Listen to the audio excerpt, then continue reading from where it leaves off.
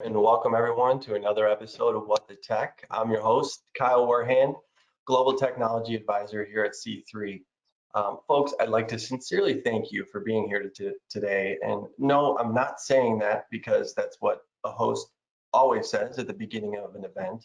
I'm saying that because whether you're watching this live right now or in the future, the fact still remains that you, since about mid to late March, have been invited to more webinars and virtual events than you can count. And the last thing you probably want to hear is another long, drawn out, vanilla puff piece or sales pitch from some vendor. So, in attempts to express our sincere gratitude, we are going to keep our content concise, insightful, unbiased as always, hopefully have a little bit of fun along the way, and maybe even get a little weird towards the end. So thank you again very much. We have an amazing panel here, some of the largest disruptors in the space, in the contact center environment, four brilliant minds that are going to be joining us here today. Brian Christensen from TalkDesk, John Paulus from Five9, and DJ Gillett from Dialpad. We're going to have those panelists come on a little bit later.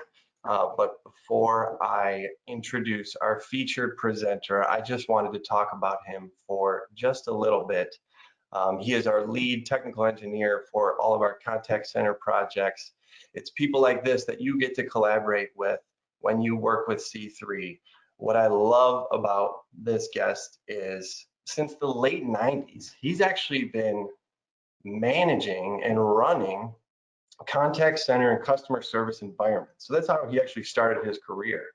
And over the last 20 years, he has been a part of some of the most successful digital transformations in the world with hundreds of enterprise companies like American Express, Berkshire Hathaway, Campbell's, CBRE, Clorox, Gatorade, Humana, Jackson Hewitt, Land O'Lakes, Marriott, Mercedes-Benz, MGM, Quaker Foods, Revlon, Royal Bank of Canada, Salesforce, Southwest Airlines, Spirit Airlines, Uber.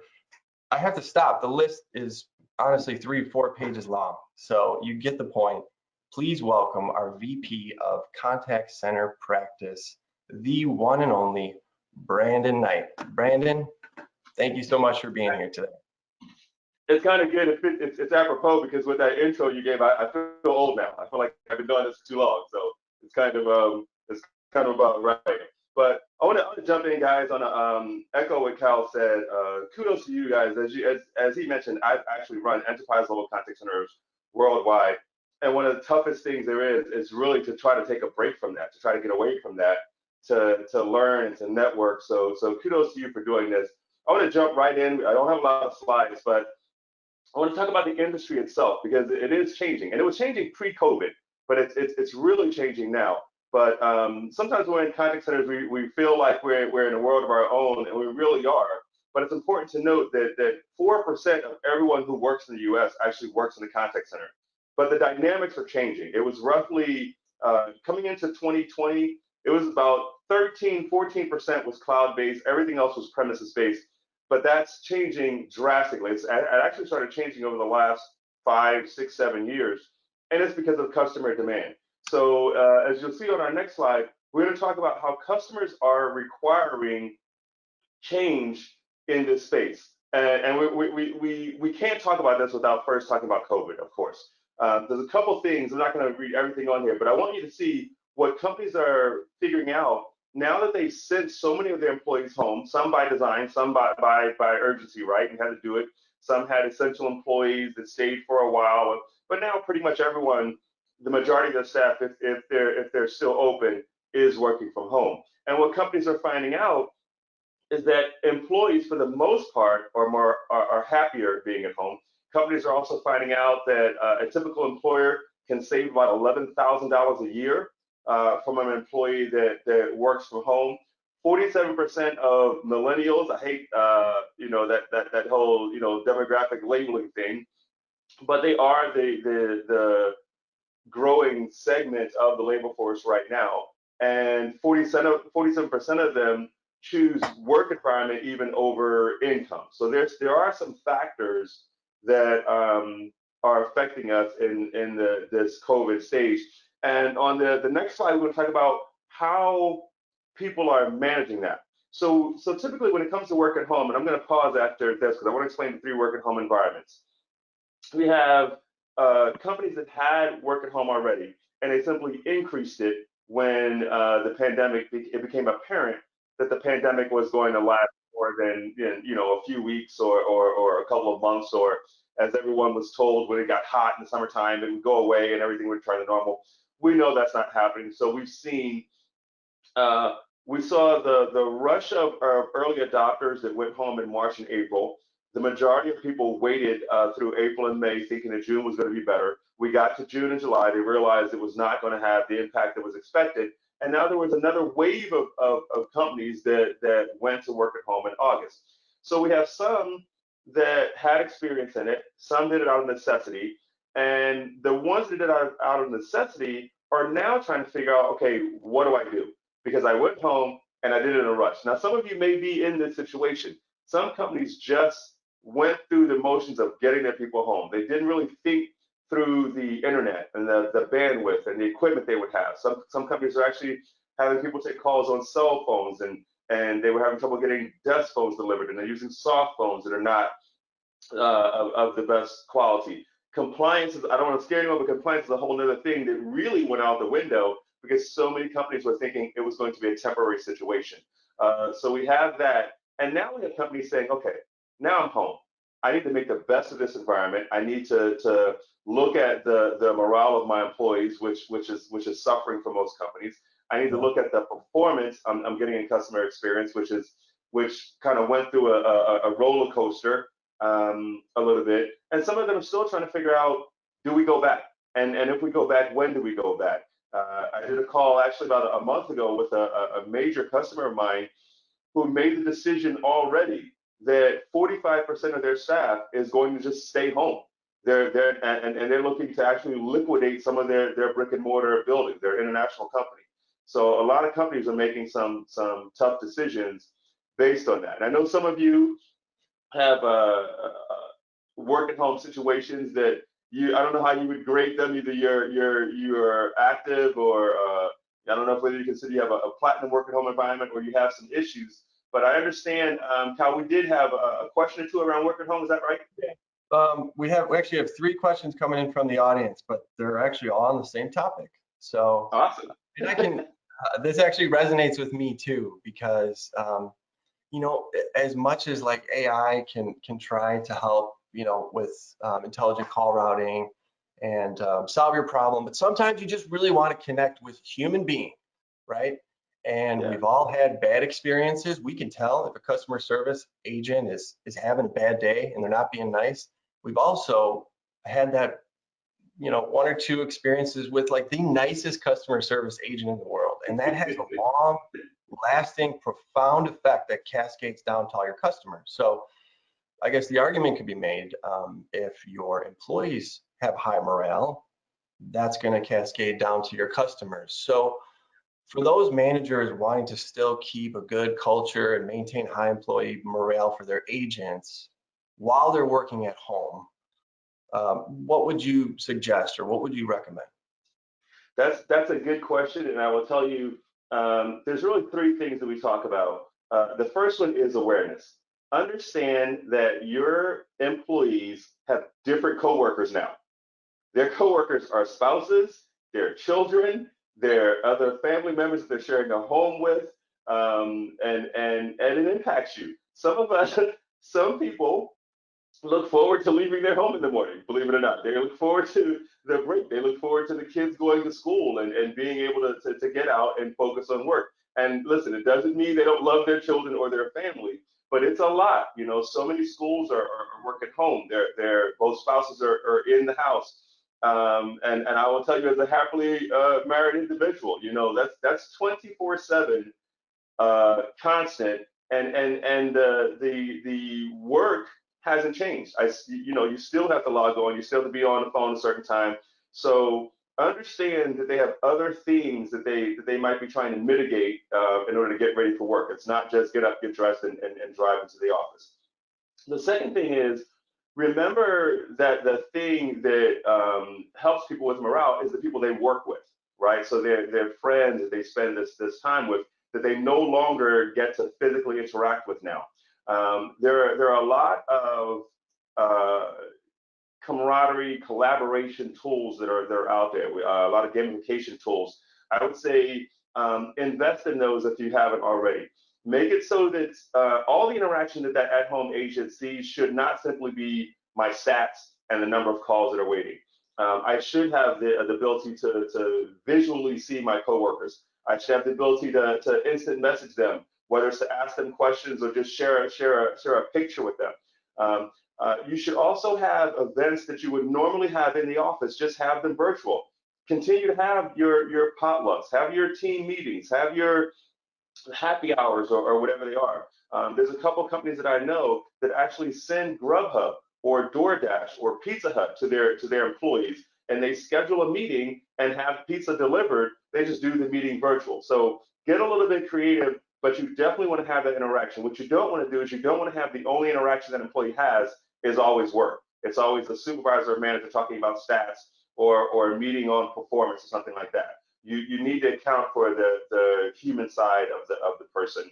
And the other thing from the corporate perspective, the third thing is have some have some performance tracking tools themselves, right? So those are some things you can do, and it really will increase your morale.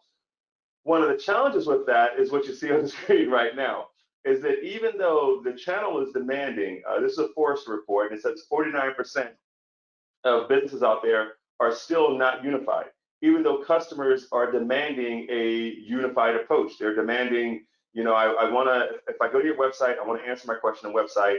If I have to chat, I want the person to know I was on the website. If I'm in chat and I can't get an answer and I need to call you, I want you to know that I was already on the chat. I don't, you guys can't raise your hand right now, and I probably don't want you to, but statistically, almost 50% of companies are ill-equipped to do this. All right, so that's a big deal. And the question that everyone must ask themselves is am I ready? Am I keeping pace with what my customers want? So on the next slide, you'll see what is it that customers want. This is a great report. It was actually done using the Fortune companies, and they asked them, what kind of technology do you have right now, and what will you look to get within the next 48, next 24 months? It's a 2-year study where you're in, right? So you can see the things, of course, there's voice and email. What I want you to get from this is try to separate the noise, the fad, the shiny object from what's really being used. You'll see things that are actually growing, like mobile apps. IoT is actually growing. Video chat is talked about a lot, but quite frankly, it's not a real viable option in contact centers. It's not. I mean, if you go to trade shows, they'll make you think it's the next thing since sliced bread. It's not really a viable option. Even when everyone that gets it, everyone who wants it gets it, it's still going to be less than 40%. So it's good to kind of look at what you're thinking you need, look at what the Fortune companies are doing, and see how you compare, right?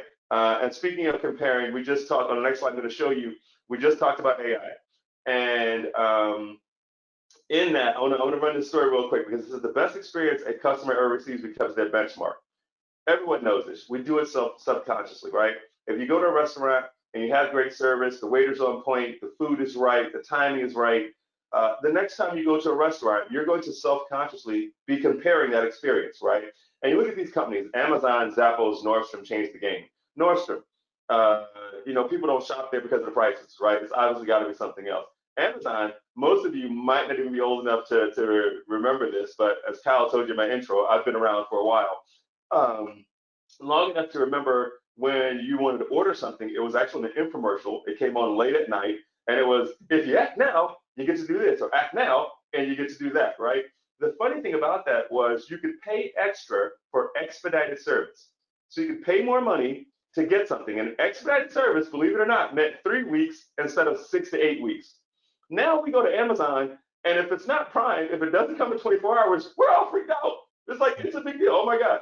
But again, Amazon has changed the game, and so now my expectation for ordering online has changed. So let's take a look at on our next slide, what is that doing to the industry, right? And I'm going to touch on AI. There's no way I can give you an exhaustive information on AI because it means so many different things to different people. What I would tell you is this is the 7 most common ways that it's being used. I do want to point out one to you as you look at AI. We all know about the AI that comes from chatbots and IVR routing and stuff like that. But I'll tell you what's becoming more impactful is AI on the agent side. AI that's able to listen to phone calls, ping a database, a knowledge base faster than an agent can type in a keyword, use information from other phone calls, and piece together what that caller might be calling about and providing scripting and guidelines to that agent faster than the agent can find it. That's growing rapidly, especially in the insurance space, in the banking space, the healthcare space, where there's a lot of data to maneuver. We're seeing AI being used on the back end, and it's phenomenal because one of the biggest things that agents complain about is not having the resources or the tools they need to effectively do their job. So using AI on the agent side has proven to be a tremendous uplift in this industry. So we got the technology out of the way. Let's talk about how this is impacting our industry. Why is the customer experience so important? You'll see on our next slide, we're going to just take a look at some of the impact in this space. You'll see the the importance of omnichannel in retail, for instance. We take a look at 93% of customers spend more time online researching than going into a store. Now that was a stat, of course, before COVID. That number is obviously it could get any scarier. It's obviously way higher just because the stores have closed, right? Shoppers who buy online from a 30% more shoppers will buy online from an in-store purchase. So the one I want to tell you is if you've ever gone to Amazon, we talked about Amazon before. So if you ever gone to Amazon and you're in your cart and you're purchasing, right? At the bottom of your cart is a cool little thing called I call it peer pressure. But what it actually is, it says people who purchase this also purchase this, and there's a I whole love string of things at the bottom, it. I right? love it. It works too. It works. It works to the tune of 79%. That's Amazon. That's from Bazaar Voice. That's the company that tracks online shopping. 79% of the time, Amazon gets a customer who's already in their shopping cart. That means they're done, right? They get them to buy something else simply by telling them that someone else purchased it. So if you have any type of e-commerce, any type of online, you should be doing that. And if you're doing it live, that's the question agents ask at the end, where the agent says, "Is there anything else I can help you with?" Or where the agent recommends a comparable product to what the customer has already. So obviously, if they already have auto insurance, you want to recommend home insurance and things like that, right? So it works. Omnichannel experience in retail, whether it's online or in person, definitely works. All right. This is We're the new. winding down here. We're going to go one more slide. I want to talk about the importance. I can't stress this enough for you.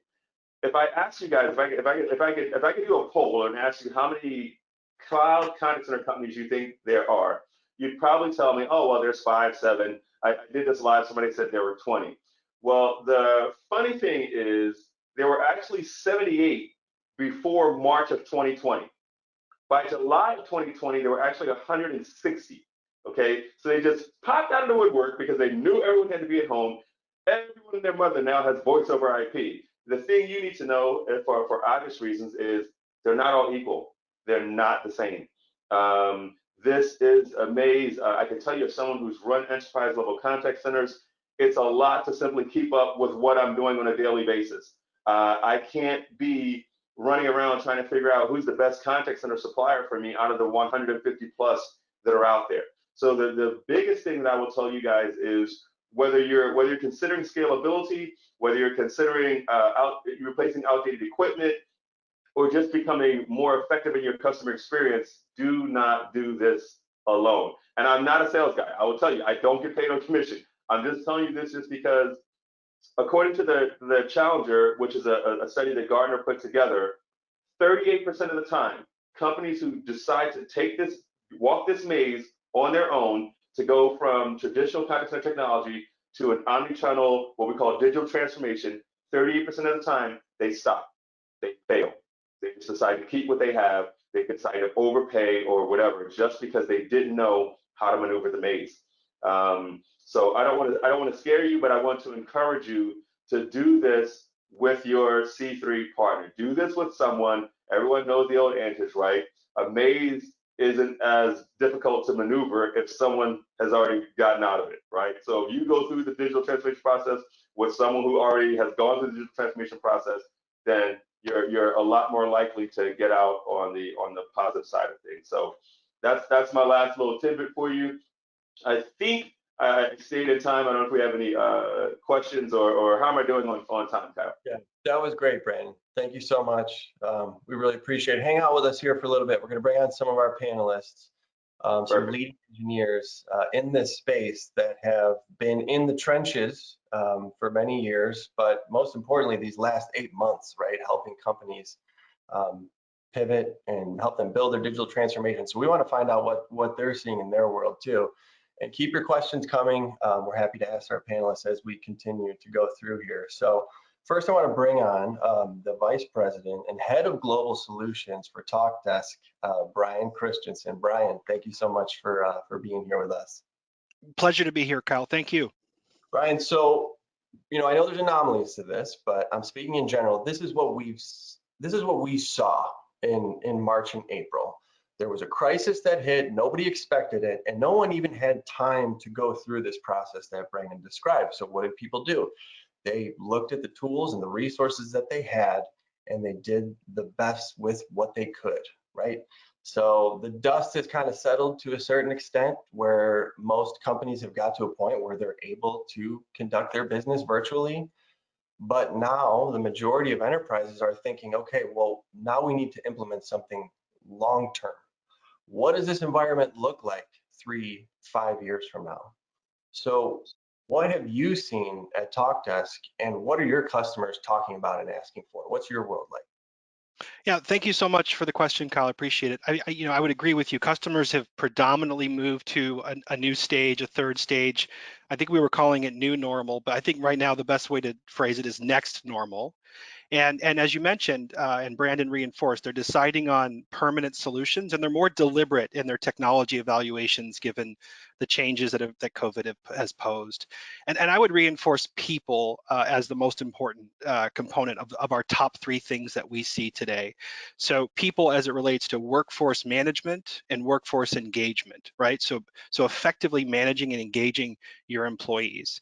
Secondly, enabling and onboarding those AEs, getting information in their hands quickly so that they can be effective in supporting these new customer expectations to compete with the expectations that companies like Amazon have set for us. And then, of course, security, right? We've talked a lot about this workforce being distributed in so many different places. How do we do that securely? So it's a huge challenge. So let's talk first about the first one, which is workforce management and workforce engagement. So people are working from anywhere. How do contact centers maintain and improve the customer experience while not being in the same place as your agents? I mean, I can only imagine how much harder it is to walk a hallway and kind of get a sense for what's going on. So TalkDesk has introduced AI-fueled workforce engagement management to help with this. So a couple examples, omnichannel forecasting. So you talked about the importance of omnichannel. How do you handle intraday surges? How do you handle shrinkages and maintain quality of appropriate staffing to adapt to those changes in demand? Mobile applications to allow for easy shift bidding with chatbots to help to streamline shift change requests. In the old day, in the previously recent old days, you could see the contact center was a bit quiet, good time to go to use the restroom. Nowadays, how do you do that virtually? And quality management, right? So screen recording, audio recording with omni-channel transcription to provide a unified view of every customer interaction and it do deep evaluation of every interaction processed through these technologies like speech analytics, so you can provide sentiment and topic tags so you can prioritize how you're evaluating your employees, the approach that you take with them to give them coaching and feedback and to remediate risks in your customer service. The second piece, as I mentioned, is really around enablement and onboarding, right? So companies are dealing with increased demand, and therefore they're hiring more agents. And these agents are not having the luxury of coming into the office and getting that local knowledge or that fireside learning. So companies have to onboard very quickly in several days rather than weeks, and provide ongoing support as these agents ramp quickly. So TalkDesk introduced TalkDesk Academy in the spring. Agents can be enabled to use the telephony platform and our contact center platform in 2 hours. It gives you more time to train them on the business systems they have to interact with, and company processes and best practices. And to supplement that onboarding, Brandon mentioned this, we've introduced Agent Assist, so AI to assist agents in guiding them through the customer interaction, listening to the interaction, learning from the interactions, and automating things in those interactions. So real-time conversational intelligence that listens to the customer's intent and those keywords to offer contextual recommendations to the agent to respond with even more relevance and detail. And we can even do things like automating follow-up tasks and taking notes for the agent so they can focus more time on speaking to the customer and actively listening. And So lastly, as I mentioned, security being a top priority. Companies are looking for solutions in this work from anywhere normal that can give them that sense of security that the team is all marching to the same drum beat. So we introduced Guardian this year, which allows you to proactively monitor your contact center with a full suite of security controls, identify trends in behavior on the system. So some examples: be alerted of suspicious behavior, failed login attempts, unusual IP addresses, odd phone numbers being called, or activity at unusual hours for certain agent schedules. These are some of the things we've built into this cloud native AI fueled platform to support that remote challenge. So these are just a few of the topics that we're seeing as trending.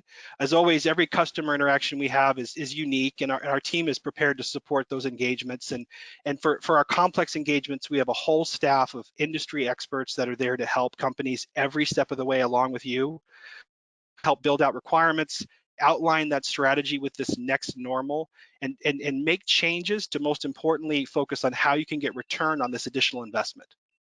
yeah, well, okay, Brian, that was a lot of amazing stuff you just threw at us. But if I am a potential buyer, if I'm a contact center manager, this is what's been going through my head in the last couple minutes. This all sounds amazing, but I also have to continue to run our business operations. We can't have any hiccups in our projected revenue that we have in our normal operations. So how do I get to this state? Because one thing I can't do is carve out weeks for my managers and supervisors to get trained on this new platform. So like, how does that look? What would you say to that concern?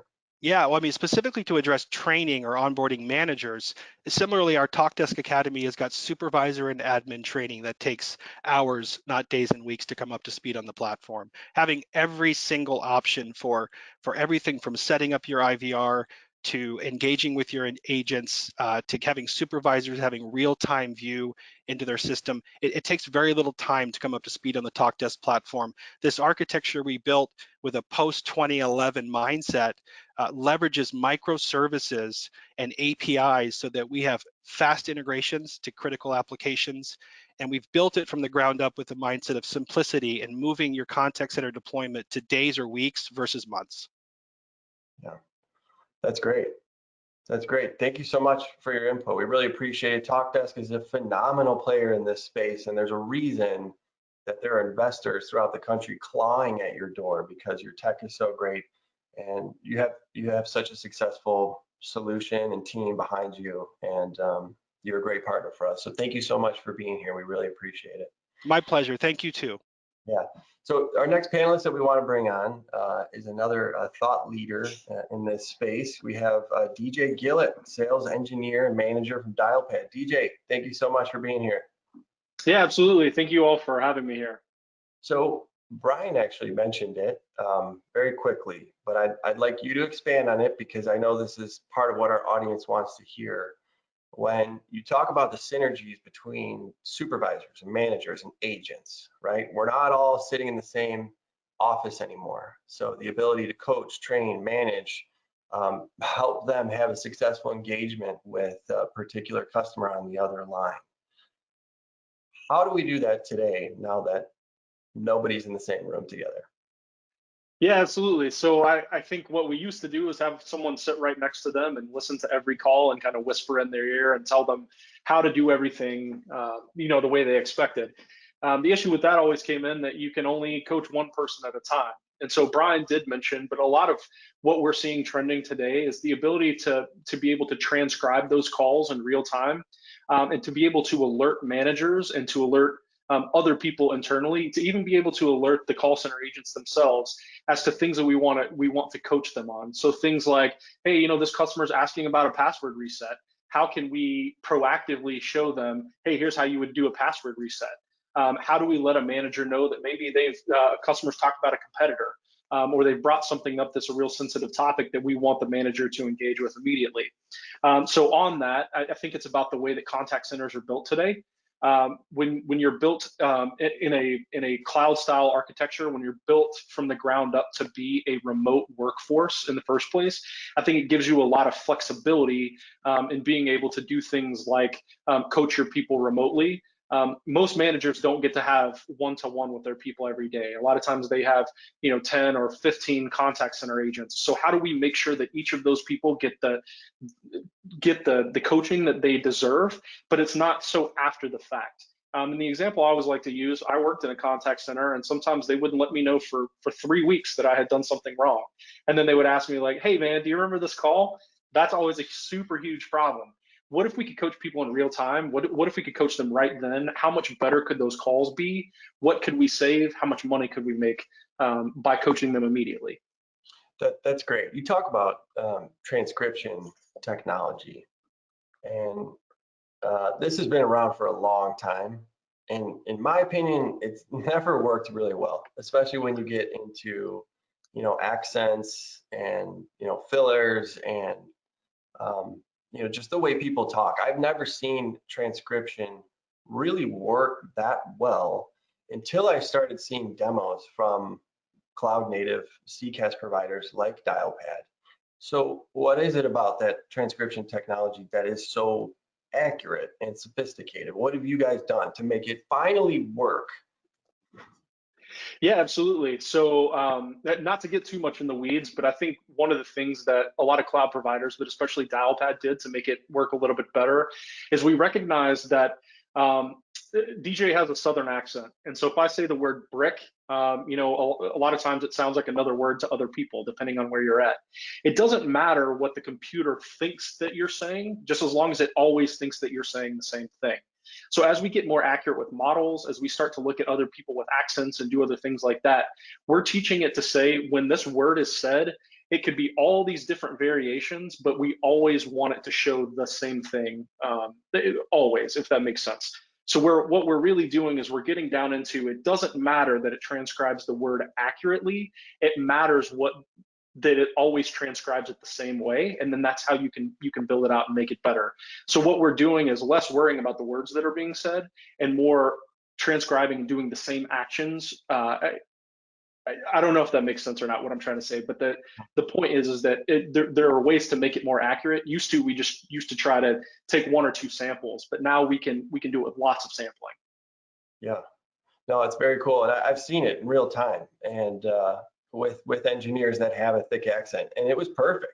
Like it was 3 paragraphs worth of dialogue, and it was completely accurate. I was kind of blown away. So that was a super impressive thing. So DJ, thank you so much for being here, and we certainly appreciate your time today.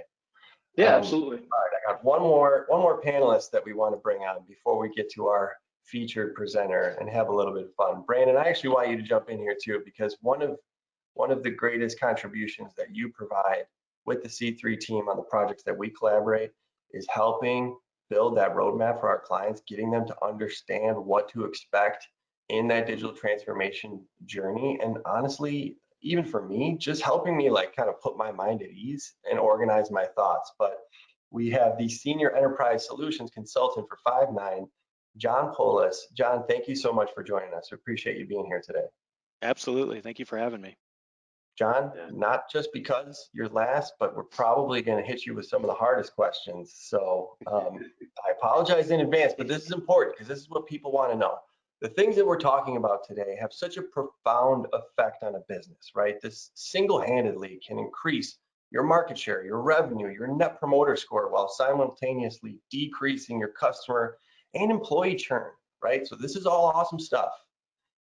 But what I do know is the way my business runs today, it does work, right? We are seeing profits, right? Our business is running. So I'm still kind of hesitant. I'm not going to use the word afraid, but I'm still kind of hesitant just to make that change. I'm afraid that if I start to migrate to a new provider that I've never worked with, that something's going to go wrong and it's going to impact my business and my bottom line. So if that's not too big of a question, what would you say to that? Yeah, no, absolutely. I hear that a lot. It's a lot of stress to move your platform, especially in the contact center. And we start talking about all these amazing technologies, the interactive virtual assistant, and the agent assistant, and all that. And it's all incredible. And these are all things that we've deployed at Five9 with our customers. But it really comes down to the implementation. I know that people on the call have been in really bad implementations. You buy something and it just goes wrong. And not only is everybody angry afterwards, but typically when you have a bad implementation, you only implement half of the platform. You only get half of what you want. Five9, we really focus on good customer implementations, on great customer satisfaction.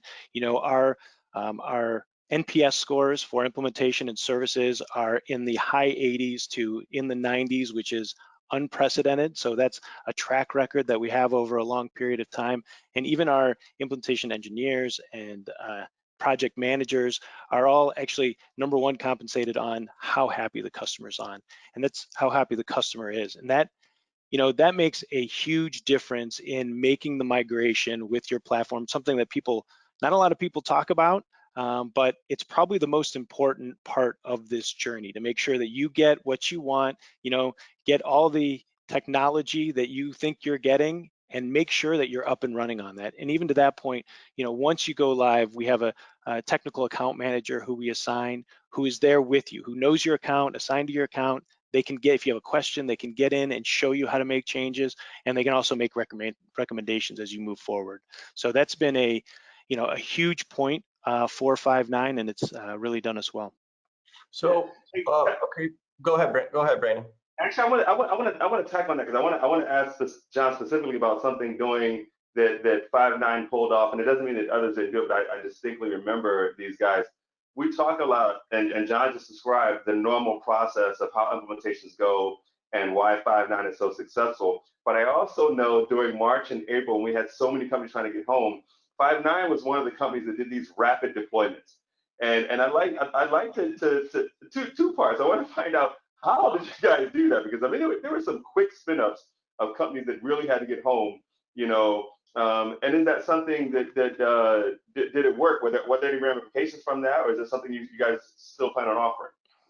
No, we still offer it. And so I was a part of those. I had 2 contact centers, 100 agents that went up in 3 days that were taking live calls, filled with new agents.